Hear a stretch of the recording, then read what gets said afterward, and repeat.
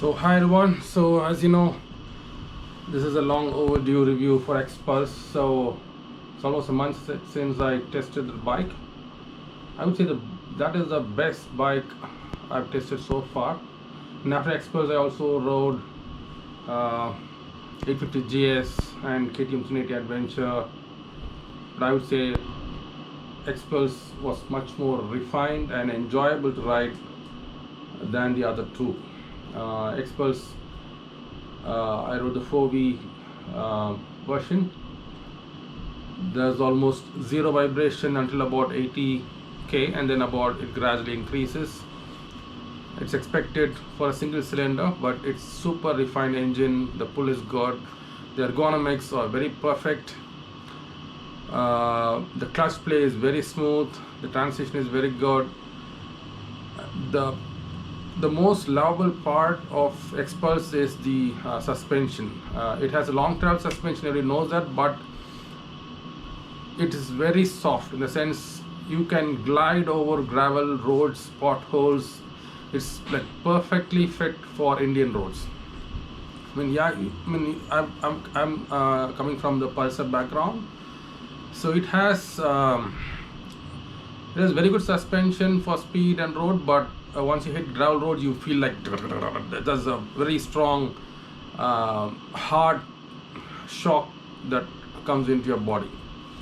But Xpulse kind of smoothens that impact a lot, and it's very enjoyable to ride, both on the road and off road. It's way better. So as I said, the suspension is awesome.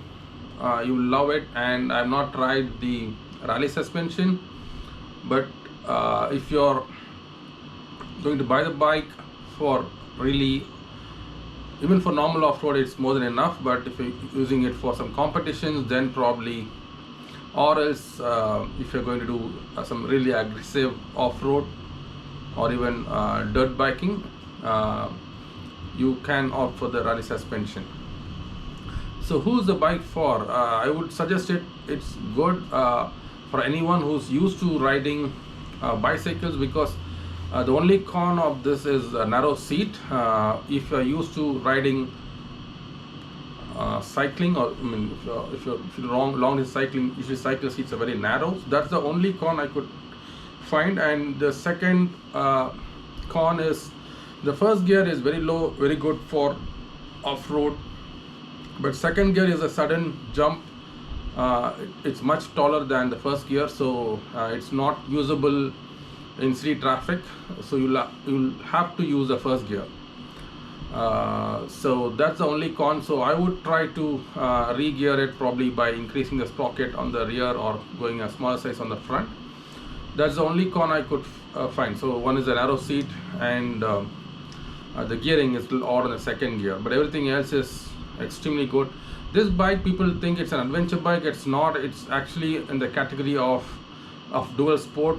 So you have the first category as the dirt bike, and then you have the middle ground, somewhat 150 kg category, which is called the dual sport, and then you have the larger 150 plus category, that's called the adventure bike, so which are usually much heavier. But this dual sport category, I would say this is the world's cheapest dual sport, because the closest competition is, say, Honda CRF 300L, or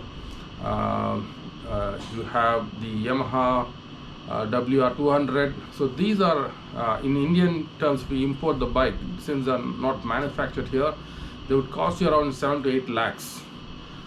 So compare that price point to the one that you're getting in India, being a locally manufactured and equally good quality.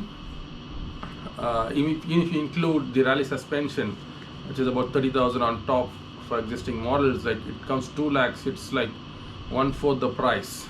So I would say this is the best bike, best dual sport in the world, both from the overall value and capability perspective.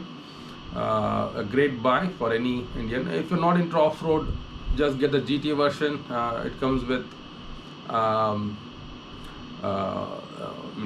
alloy wheels, easy to maintain as well. But if you're into off-road, go for the regular one with spoke wheels. Thank you.